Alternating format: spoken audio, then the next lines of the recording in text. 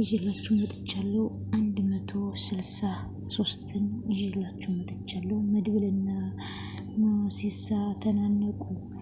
የመድብል ጓደኛ ደግሞ አናቱን በዱላ ይዞ ሲበትንለት፣ ዳጣና ሉላ ደግሞ እንዲሁም ቅድስት ደግሞ ደንግጠው ሶፋ ላይ በድንጋጤ ሲወድቁ ቁጭ ብድግ እያሉ መደናበር ሲጀምሩ፣ የመድብልም ጓደኛ እንግዲህ መድብል መከታዬ እስከ ዛሬ ድረስ ሙቷን እና በህይወት የለም ብሎ ሲፎክር የነበረው እንዲሁም ደግሞ ከራሱ በላይ ታሪክና ትልቅ ወንጀልን ሲሰራ የነበረው መንትያ ወንድሜን ካሌብ ሞሲሳን ልፋልም መጥቻለሁ ብሎ ሲለው፣ አካ ቆይ ምን እየሆንክ ነው?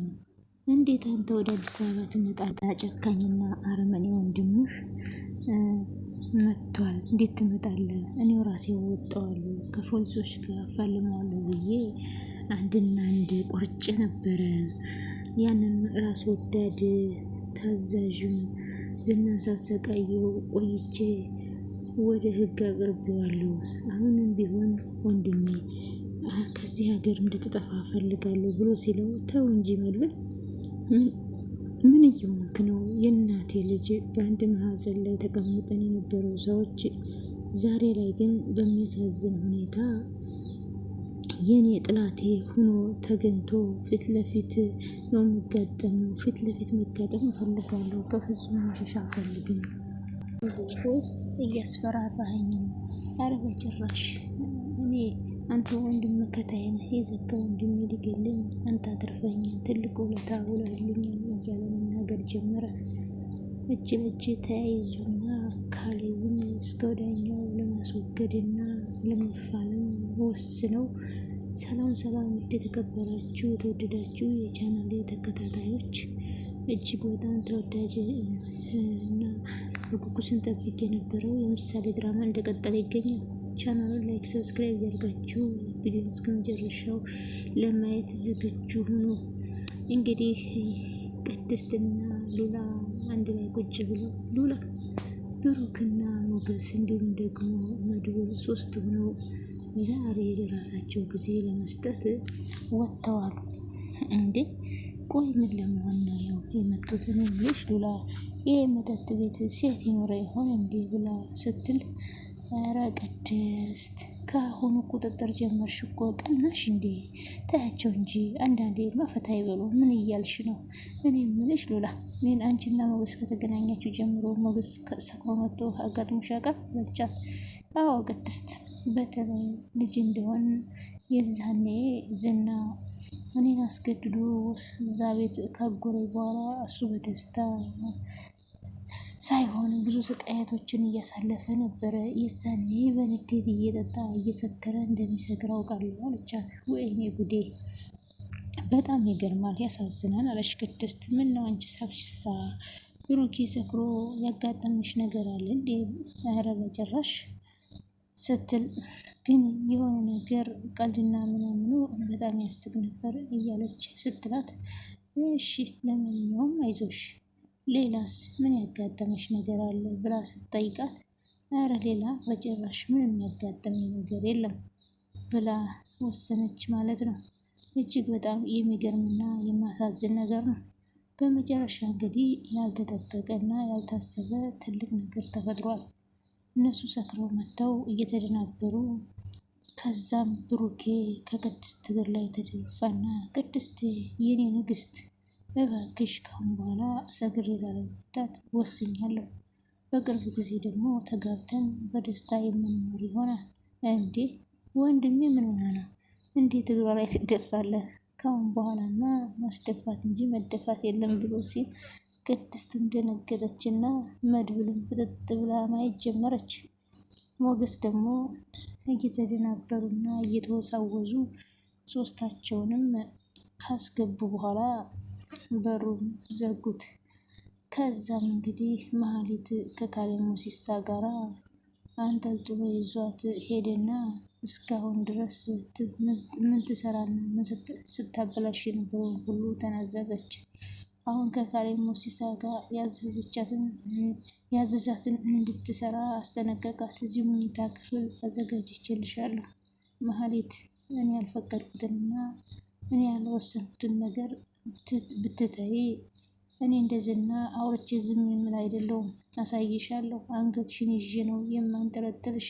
እኔ ያልኩትን ነገር ማድረግ አለብሽ ብሎ ሲወስንባት፣ እሷም እባክህ ጌታዬ፣ አንተ ያፈለግከውን ነገር አደርጋለሁ፣ አንተ ካላልከው ውጭም አላወጣም፣ ሴትነት ክብሬ እንዳትነካ ብላ ስትል፣ አታስቢ፣ እንደዛ የማድረግ ሰው አይደለሁም። ሲቀጥል ደግሞ ያንን የባለሀብት ሰውዬ እንዴት አባሽ እንደዛ ልታደርጊ፣ እንዴት እንደዛ አደረግሽው? ቪዲዮ አለሽ ወይ ብሎ ሲያስፈራራት፣ ምንም ቪዲዮ እንደሌለና ምንም ነገር ከሷ ደጋግማ ነገረችው። እሱም ማመናትና መኝታ ክፍል አዘጋጁላት። ከተዘጋጀላት በኋላ እረፍት አደረገችና አቶ ካሌብ ሞሲሳም መጠጡን እየጠጣ አስጠራት። እባክህ እባክህ፣ እኔ አለቃ ምንም ያደረግኩት ነገር የለም፣ አሁን ልቀቀኝና የራሴን ህይወት ልምርበት አለችው። የታባሽ ነው የምለቅሽ? እነዛ መድብል ያሉበትን ቦታ እንድትጠቁምና እንድትነግሪኝ እፈልጋለሁ አላት። እንዴት አይነት ውርጋጥ ነው እንደዚህ ሊፈታተነኝ የቻለው ስትል፣ እንግዲህ ይሄ በዝና ቦታ የሚሰራው ሰውዬ ማህሌትን አንጠልጥሎ ስላመጣት መድብል የድሮ መኖሪያውን እንደቀየረና ያለበትን ቦታ አጣርቶ ነገረው። በጣም ጥሩ፣ ወደ ቀጣዩ ስራ መሄድ ትችላለህ አለው። ዝና ደግሞ ፖሊሶች ምን እንደሚሉ ያለውን ነገር አጣርተህ ትነግረኛለህ ብሎ አሰናበተው።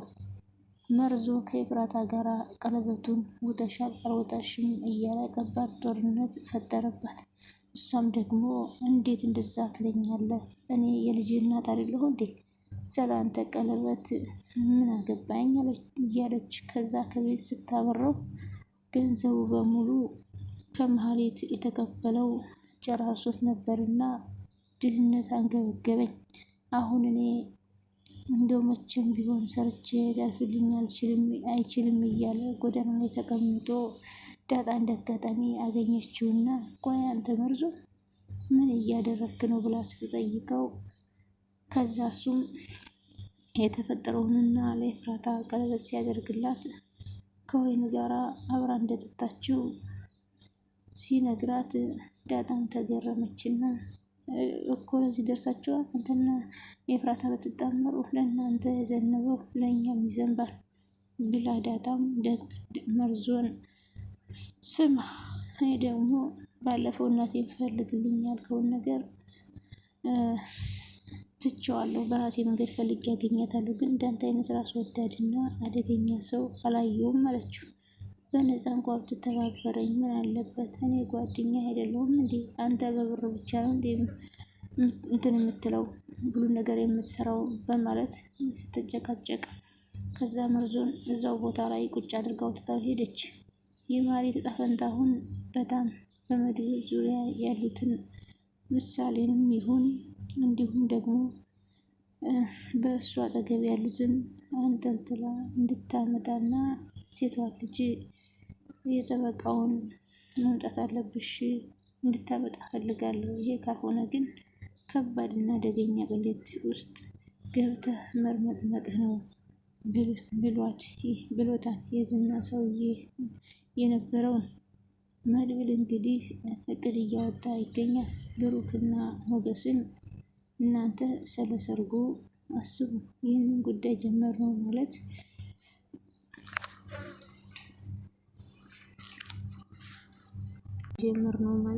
ጦርነቱ እንቀጥለዋለን።